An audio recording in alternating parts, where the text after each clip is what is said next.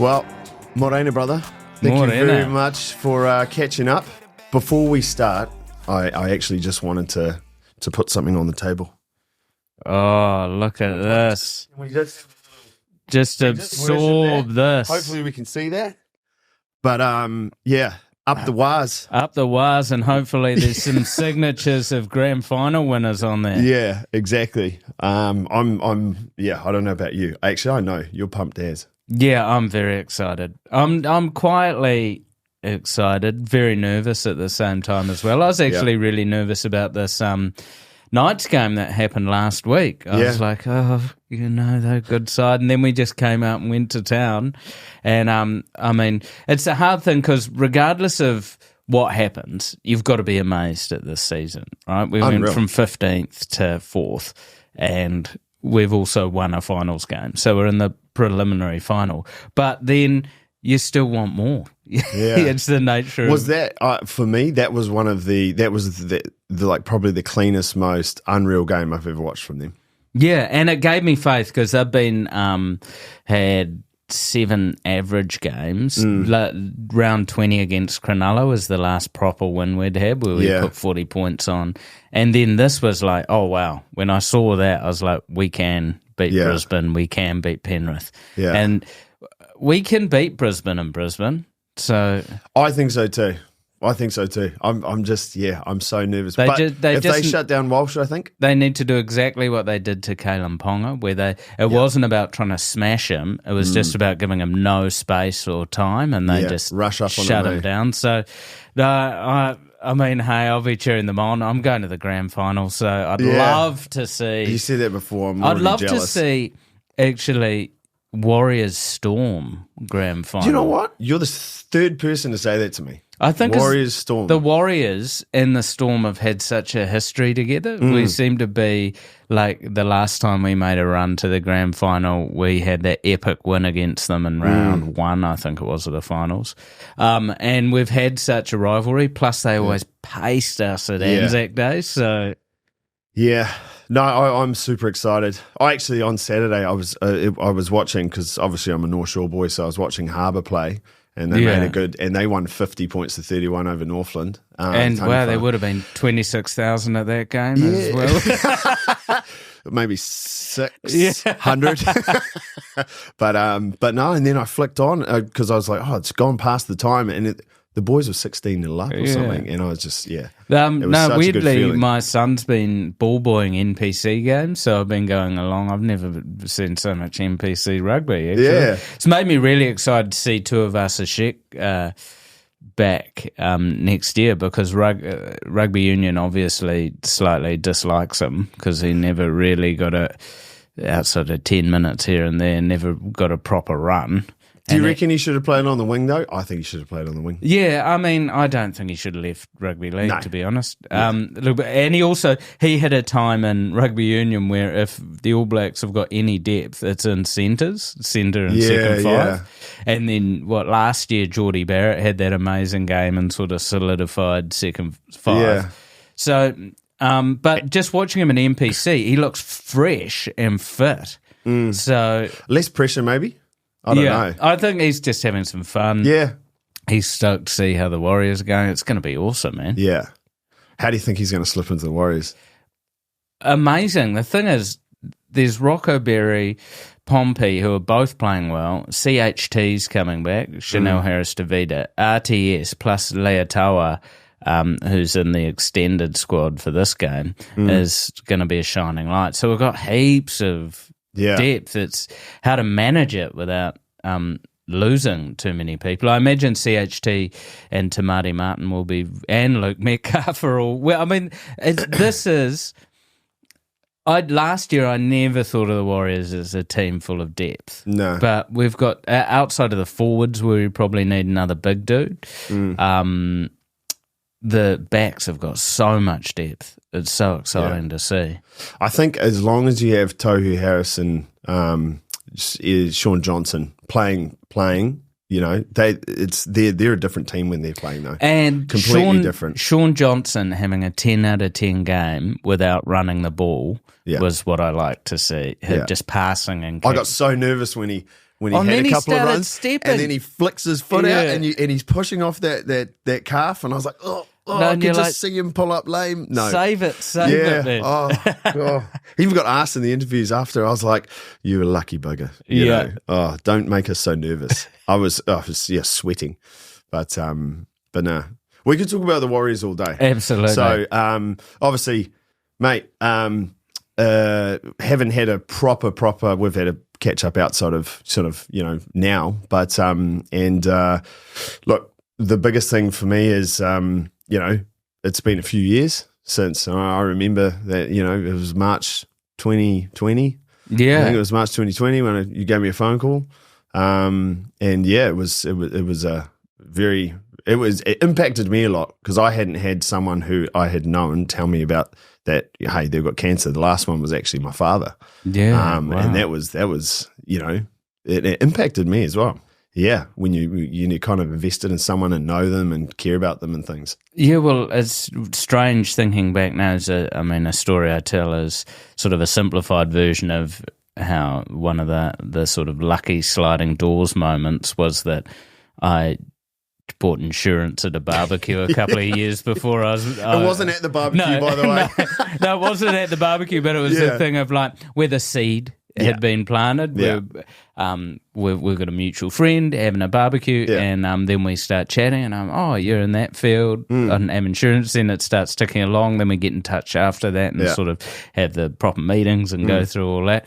But that moment is because if I hadn't been at that barbecue, then the chances of me buying insurance prior to this, prior to me getting diagnosed, would have been very slim. So, and it has massively impacted my journey in terms of ease of what is already a hard situation. Because the hardest thing I think for people who are going through the public system, and this is the thing of it's weird. So I've spoken to lots of people who go through the public system, and so the level of care is the same, right? Like I would have had the same surgeons and so forth. Well, they work in the same places. Yeah, the level of care is the same. It's the admin that's different. So people in the public system are constantly talking to a different person who's... They get shuffled around a lot. Yeah, they get so a person's like, hold on, let's look at your things, and they're chasing down a scan result or so forth. Yeah. Whereas what's been awesome is it's limited the people I deal with on both sides of things, having like a point of call on the insurance broker side of it. So I'm just dealing with one person who then deals with the insurance provider, and they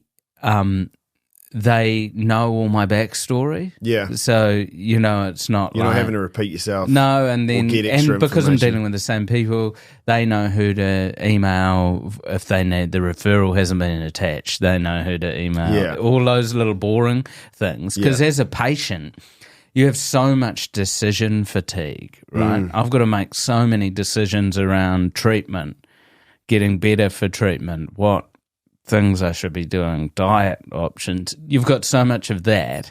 So to take any of this make this hard, stressful stuff easier, because I've been quite lucky, but a lot of people, and me including, I lost a lot of money through lost work and so forth. Yeah, so there's all this other stress on you. So if any stress can be alleviated and forms an admin as stress, then it's amazing. So then going into the private system and just dealing with minimal people, I have a point of call for when my scans get done. I have a point of call for that. And every time I go in, I feel blessed that this sort of moment happened, and I mean, my premiums to claim ratio is very, very different to your average Just repeat person. That again. No, it's one of those things as well, because I remember when we were talking, even at that barbecue, you had kind of adjusted like your lifestyle a bit already then. Yeah. Remember, like, because, you didn't booze as much. I don't think you boozed No, at like, all. I was the thing. I think you had some red wine that day, maybe, but I remember you changed some stuff. I'd already been on the, realize I've always been someone who's been interested in health and fitness. Yeah, absolutely. But being in the job I was, being a natural sort of guy who's drawn to a good time. Yeah. I boozed a lot, and in hindsight, no more than Kiwis tend to booze. But yeah, I'd already been on a journey to sort of get healthier, and I'd dropped down a lot of boozing, and then even before my diagnosis, I'd given up boozing completely. The weird thing is I had, outside of asthma, I had no... I mean, I know. I remember. Yeah. Outside of like asthma and some high cholesterol. Yeah. I had no health issues. No health issues, no chronic health issues, all that sort of carry on, which is probably a reason that led to my diagnosis not sort of happening at the right time. Well, because if you don't have a kind of reason to go, it's nice to not have a reason to go to the GP and things like that. But if you do, then, But in hindsight, I've been to a GP and a bowel specialist, and neither of them diagnosed me. Yeah. So I'd been through every hoop that you should have gone through, and just fallen through the cracks, because the health system sort of has a bell curve, and unfortunately, if you don't sit, I think with most things as well, not everyone's created equal. And that's not. I'm not poo-pooing people, but it doesn't matter whether you're an accountant, an advisor, what I do, a mortgage advisor, GP, doctor, even specialists, I think that's the benefit with, like, I've had a friend of mine, he's in hospital at the moment. He went through 6 different specialists until he found the right one. 4 different surgeons until he found the right one. He's in a situation where he's, got to go to Australia and get some treatment done and all that sort of stuff. And, But he had, said you've got the choice. If you're not convinced with one person, you can. But that's also a thing that I think it's such a good point, because Kiwis are bad at this. Getting a second opinion is a good thing. It's not It's not you're paying out on your doctor. Well, you're not putting them down or anything. No, hey, I want to go shop around. You get a pergola built, you'll probably get a couple of quotes. It's worth it, because also different people have different perspectives. Different specialists have different, areas that they're dialed in on. So it's worth getting a second opinion. I wish I'd probably pushed a bit harder. And also, I think people need to realise a bit more they are their best advocate for their health. Yeah. So being proactive in terms of... Don't wait, especially Kiwi guys, don't wait for your missus to force you to go to the doctor. Yeah. When you're at the doctor, just be honest. Yeah. Tell him you have 40 drinks a week. Don't try and tell him, oh, yeah, I have the odd beer when I'm watching the rugby. No, you punch 40. Your mates know you punch 40 beers a week. You have half a dozen before bed on a Tuesday. Yeah. So, be honest with them. Because that's the only way you're actually going to get to the bottom of it. And as I've found, the quicker you get to the bottom of things, the better. And I mean, weirdly, this journey and this diagnosis has made me the best version of myself, I think, in a way. It's been a massive teacher for me. Yeah. However, I'm ready for it to go now. Off, yeah. How do you? Because the biggest thing I think I've noticed, obviously, before you kind of, introduced people to, hey, I've been diagnosed with cancer, I've been battling cancer and stuff like that. You've just been, and excuse the pun, but you've been an absolute warrior through the whole time. And I know you've had, even when we were going to chat or catch up, you sort of like, oh, I'm not 100% and, feeling a bit flat this week or something like that. But like, no one knew, mate. Yeah. And I think that's, like, I've taken my hat off to you, because I think there's people that can deal with, they don't even deal with day-to-day stuff, let alone getting diagnosed with frickin' cancer. Do you know? And so, Yeah, I mean, I've always been quite a resilient person. I also think the thing is, it was the difference of not hiding it and not being public. I was still, open with people I knew, with friends. I kept that and just was like, hey, if you just keep it sort of under your hat. Because I didn't know, I had this idea the treatment plan was to finish treatment in 2021 and hopefully it's gone.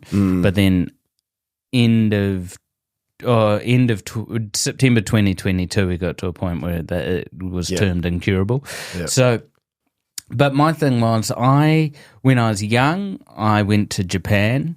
My dad was touring a show, the Phantom of the Opera, over there.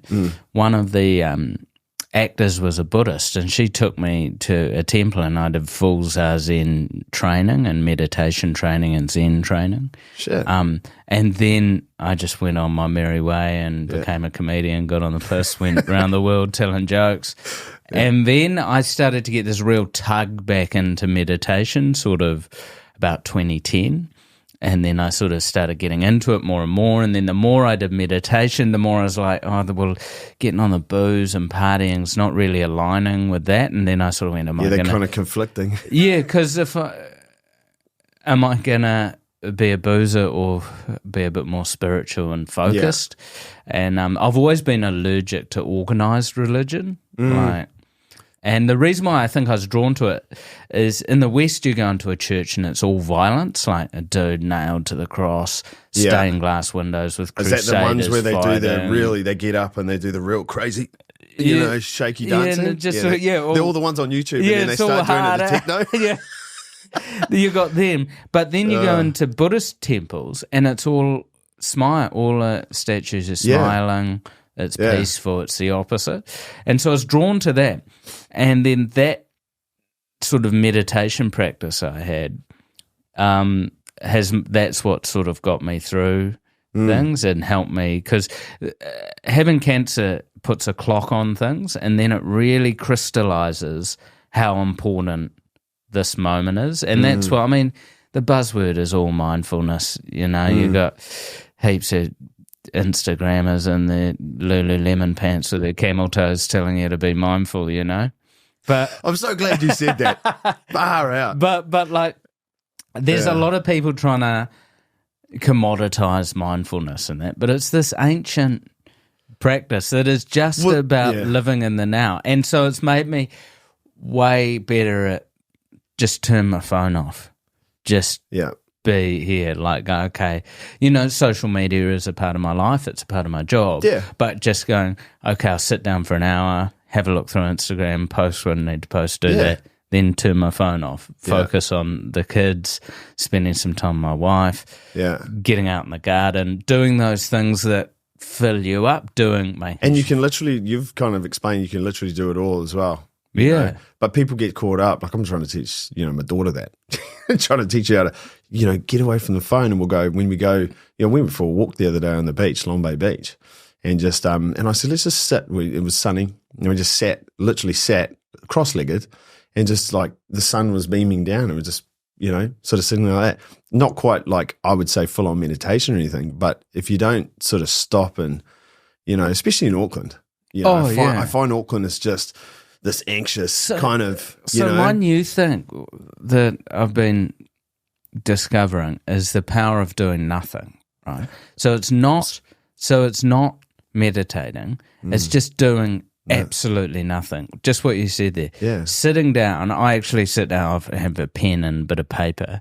So if something pops up, like which it does. I've got to do that. Just jot it down, because when you write it down physically, I was reading a study about how when you type something, it doesn't leave your body like you do when you write something. So when you write it, you're actually purging it and it's not rattling around. But there's something about typing that it still rattles around. So just sit and do nothing.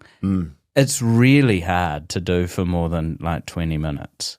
I think most people would find that difficult for freaking 3 or 4 minutes. Yeah, because people they're so especially with their phones. They're wound up, and also because they don't want...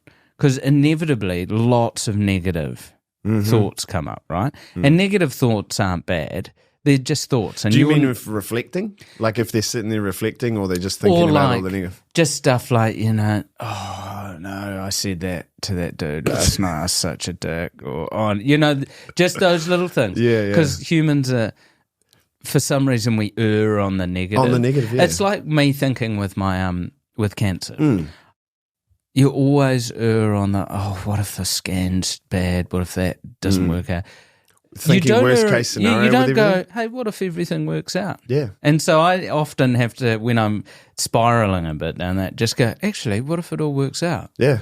What if this, because there's this amazing institute in Australia that's doing this CAR T therapy on solid tumours, which is a cure, would be a cure for my cancer. Yeah. So I'm potentially looking at next year or the year after maybe going into a trial with them. But going, what if it... Because I've got a mate, David Downs, who he had terminal cancer with less than a month to live. Chemo had stopped working. Everything had stopped working. Wow. He went to the States, did this CAR T therapy, which works now for blood cancer, and he's had no cancer for 5 years. So is it specific? Because I have heard of it, but is it specific to only a few cancers? At the moment, it's blood cancer, so they haven't got it going on solid tumour. The idea is they take out a T cell, your killer cells. It's to do with DNA kind of stuff, right? Yeah, or to do with your immune cells. They take them out, train them against your cancer, inject them back in, and then they kill your cancer. It's like giving it a brain almost. Because the thing is, cancer cloaks itself from your immune system. So basically they find a target that's only on the cancer and not anywhere else in your body. Yeah. Aim the cells at that. They go in there, then your immune system procreates. So then it creates more cells with that knowledge, and then it far more targeted. And so in 3 to 10 days, I'm talking about killing your cancer, right? But the thing is, it's like making a drug, an individual drug for every person. But I mean, that's the specified stuff that's coming up now that you do have access to. And that's also where things like AI and that, because AI can sequence genes quicker. And so they have these machines that do it. And this is the difference talking to my mate. He goes to America, right? Walks out. And then like, sweet, so that's like 1.5 million. Thanks. Are you want to pay Visa or EFTPOS? So then he's like, look, I'm from New Zealand. I don't have a insurance provider, so you're going to need to give me a breakdown of those costs. And they're, nah, we work in a bit of a closed system over here. So because the American system's all backhanders, right? Yeah. So he didn't receive $1.5 million worth of treatment. No. That's what they charge an insurance company. Yeah. So he gets it, and then it's like, okay, well, it will cost $5,000 to take your blood pressure. It was...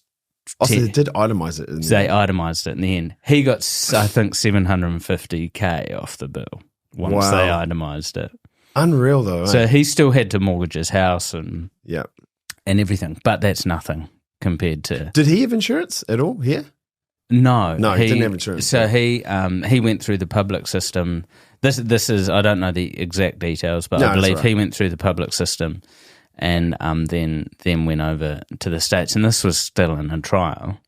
And but he sold his house and all that sort of stuff as well. Yeah, but then the thing is, he's a very successful businessman. Yeah, of course. So. And that thing of, that's nothing. Yeah. Compared to being alive, cancer-free with your family 5 years later. Exactly. You'd rather be in a cardboard box. Yeah, so the thing is, and things are moving in the cancer space, so you need to sort of keep your eyes open, and I've been blessed with a really good oncologist, but my thing is, I'm actually healthy and happy. I finished treatment a month ago now. Had scans. The treatment worked. Well, I remember when I watched you play, it was the Movember versus ACC cricket game, and beforehand on Eden Park there, like most of the ex-All Blacks and bits and pieces, they were just sort of wandering around throwing the ball. You're freaking chipping it over people and running and freaking dodging, and it's like, so yeah, who's got cancer out there? It's like, but that's the thing is, your attitude's just completely different as well. I think I feel good. I make sure every day I do some sort of exercise. The thing that bums me out a bit, so I've had quite a lot of my lungs taken out. So it means some exercises.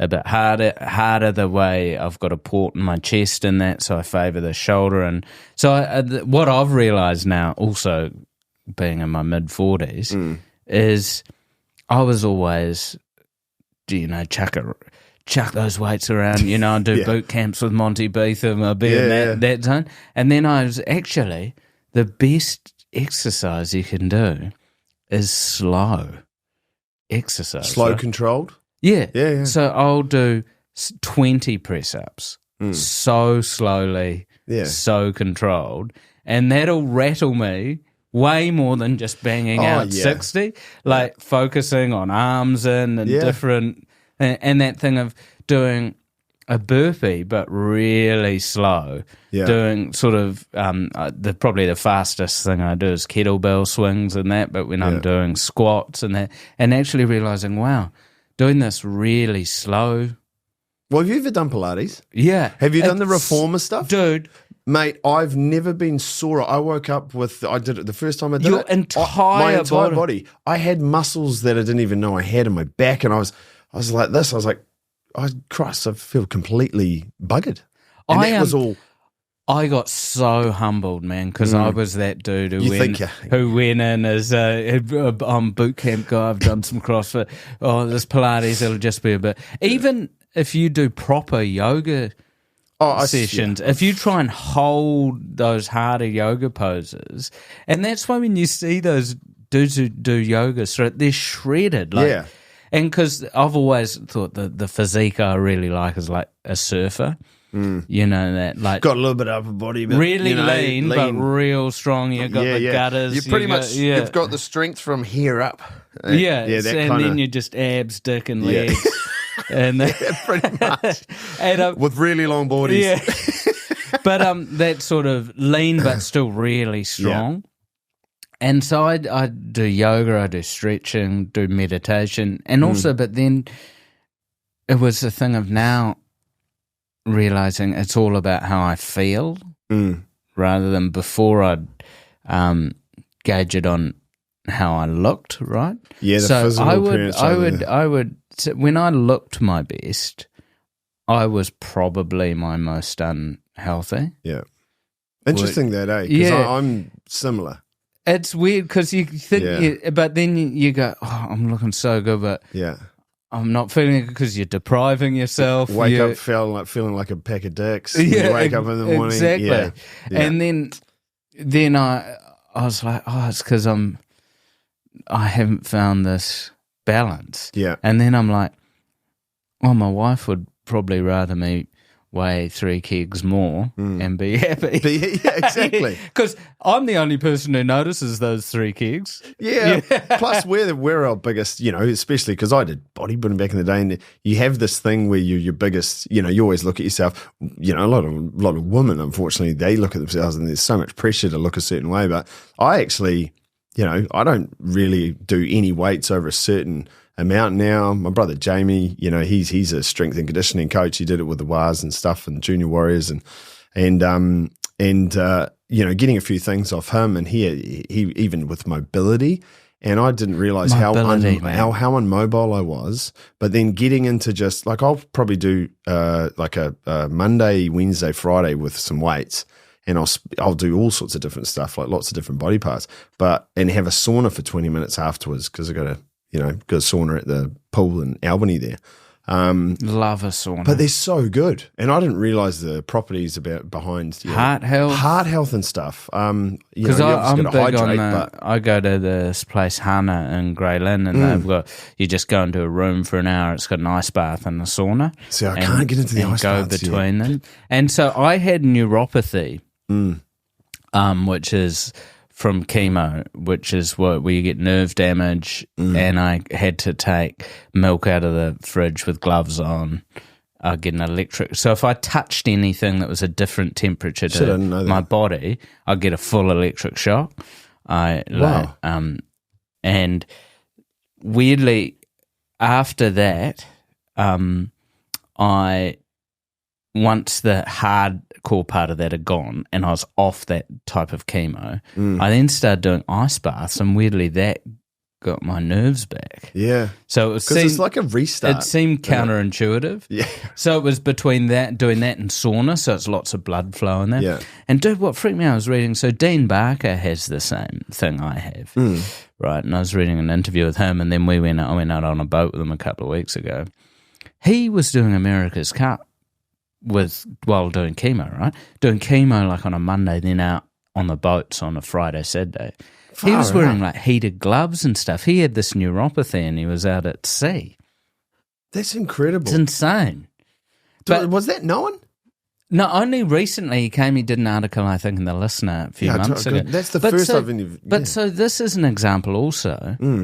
He's a dude who is maybe a beer a week type guy, right? Yes, super athlete kind of thing. Since he's young, he's been married to a nutritionist.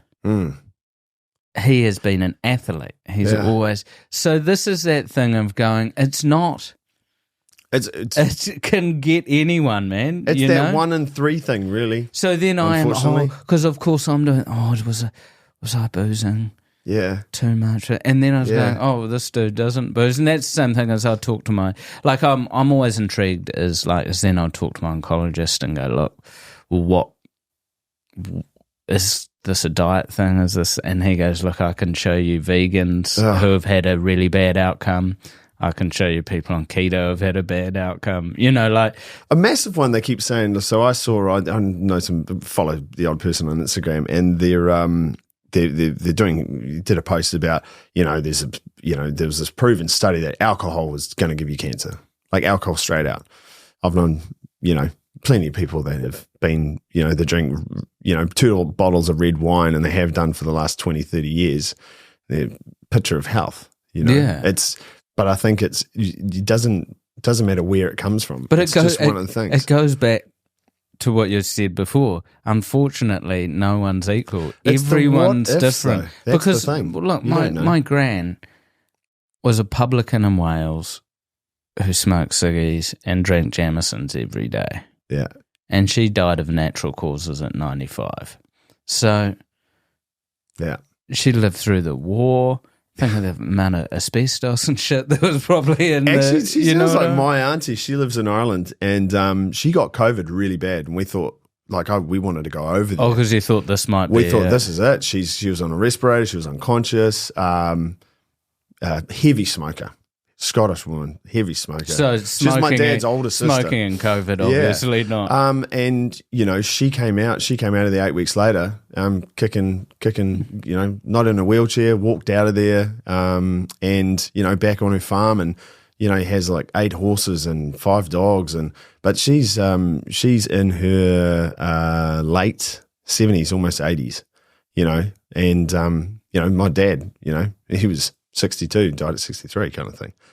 Same gene pool, but she gets COVID and she comes out. Well, that's like my gran. The boys have put her into a home when she's 85. They were out on a bus trip with the rest home. She convinced the bus driver that there was a flat tire. He stops, gets off. She shuts the door, bursts off on the bus with him, takes him to the pub, gets him all hammered. That's so good. It's like she lived life and loved life. And that's what my thing is I'm about living life. Right? It's about I'm living with advanced cancer. And this is that thing of going, if you've got people who have chronic conditions in your life, if you've got people who have advanced cancer or even just dealing with cancer, they're living, man. So treat them like they're living. It's not, woe is me, and going around and treat them like an invalid. Sometimes, they might want to chuck a ball around. They might want to go for a walk. It's not always about doom and gloom kind of the disease, because cancer doesn't define me. No. It's how I respond to it defines me, and how I'm responding to it is just living my life. I'm still doing things. I did Taskmaster, didn't mention cancer once on that. That's the thing, is I'm still doing shows. I've got a big show coming up in Wellington that I'm doing. We just did 7 days tour. It was so much fun. So I'm just living and loving life, and long may that continue. I mean, that's the thing. I just think your attitude, it's your attitude, but just, there's people, that don't do even half of that and they've got no issues in their lives. I'm not poo-pooing about people, but it's your attitude. I just love it, man. I think about you when I'm having one of those days where I'm like, oh, F this and, stress of this or stress. I'm like, snap the fuck out of it. Excuse my language. Yeah. It's like, why? Why am I thinking like that? Yeah, sometimes you've got to just do a mental shift, whether it's putting everything down, going sitting in the sun for a while, having a sauna. For me, what I've found is like just realizing that everything's energy, right? Mm-hmm. And when a dog gets a fright, right, it shakes to get that energy out, whereas humans are taught to be still and control yourself. You've got to get energy out when you've got any sort of energy, whether it's you've got a negative vibe going on. That's why exercise is so good. Yeah, because even for me, it's just if you're not feeling up for exercise, a half-hour brisk walk is good exercise. Makes you feel and so that much better. changes your whole vibe. Or just go outside and do 20 squats or something like that. That's a way of shifting your mood and expel that energy. Yeah. No, that's awesome. What's the main thing about insurance that you think is, you said about the admin side of things and obviously having the private medical and being able to do stuff like that. But if you were giving sort of any sort of advice to people to just go and get advice, because the biggest thing that, and I love that you have advocated it a bit, but it's there's so many people that just are not educated. There's no education around insurance in New Zealand. There's a myth that it's expensive. There's a myth that, if you've got one exclusion, then that's that kind of thing. So my thing on the insurance buzz is I came from a family that it was no insurance. I was, we don't need it. We've got a good health system, right? Here's how I see the health system now. The New Zealand health system is amazing. If you break your arm or have a heart attack and you're rushed into hospital and you're dealt with immediately, right? That works. But if you've got something chronic that involves phone calls and scans and trying to book a surgery, and this is a quick aside, I got my surgeries on time during COVID because I was private. Those surgeries would have been bumped by 2 or 3 months if I'd been in public. Easily, yeah. Because at that time, any non-urgent surgeries were being pushed. But it is urgent. That's the thing. It is urgent, but they can go, look, we could, because you've done chemo, we could push this. Yeah. Another. So it's if you've got that chronic condition, insurance is so worth it. And it's as expensive as you want to make it. As we sat down, you can go through and go, okay, you could pay a bit extra, then you've got this this sort of trauma payout, I think it was, or something similar to that. And the thing is, what I went for, which was a cheaper option, but it has provided amazing, is this income protection, where one, it's a bit of hassle, but it's a good hassle because it means you have to sort out what your expenses are in your life. So that is a frustrating thing. No one does a budget really these days. No, but it actually, and now that's been great because it's a thing that I now keep an line to, and now I can look back and go, wow, cost of living's gone up a lot. That power bill's like $100 more than it was. That's for another podcast. 4 years ago. But no, but the thing was, so you get all your ducks in a row. This is how much my life costs. So then that meant that got covered while I was doing treatment where I cannot work. So the mental stress of having that taken off and then going, okay, well, if I could just pick up a couple of grand in that month for extra stuff for our family, the insurance is covering the main stuff. It's making sure the mortgage is paid, the shopping can get done, the lights are on, all that. So I had the income protection and private medical was obviously the private medical, which is the massive one.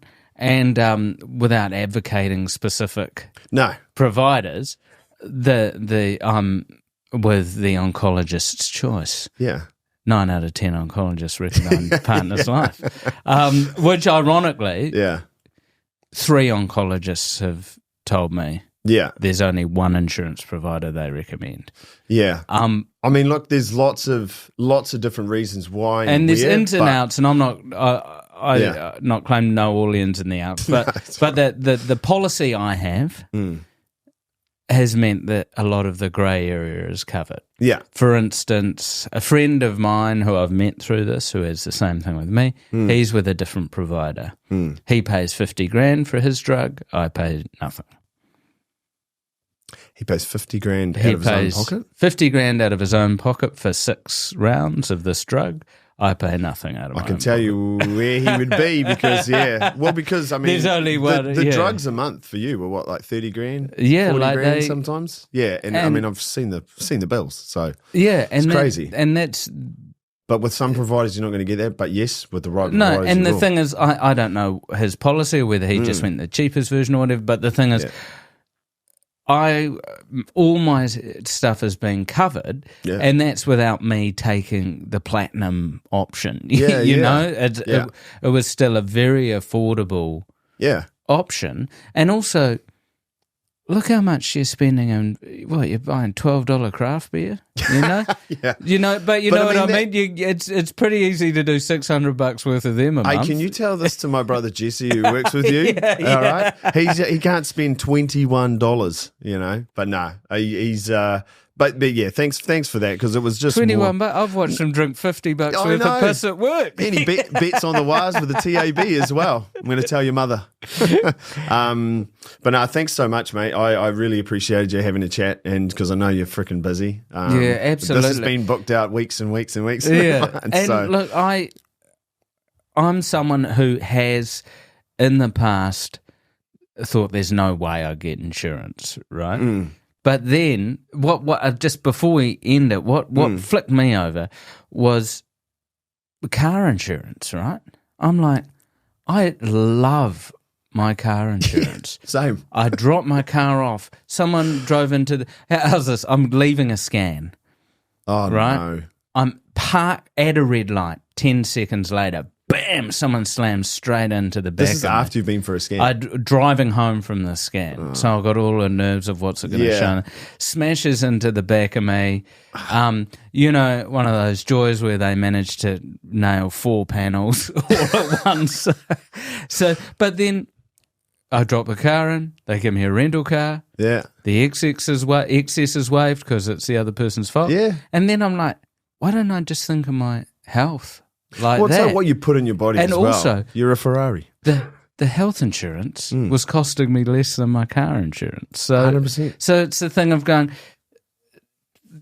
people have got to weigh up what matters to them, and what matters more to you is your health. It's got to be your biggest asset, really. Sadly, somewhere along the line, you're going to deal with something. Yeah. You're going to need a scan. And that's the thing is, bear in mind, for a lot of people, 2 scans is going to be 2 years' worth of premiums, pretty much. The scans, if you're getting these big MRIs and that, they ain't cheap. Well, no, it's just if you're going to pay for them yourself. Yeah. Yeah. Yeah. And you know all about it. Yeah. Oh, but great chatting. No, Craig. thanks, Always mate. enjoy it, mate. Give us a hug. Give you a hug, mate. Thank you so much. Appreciate it. Up the wires. Up the wires.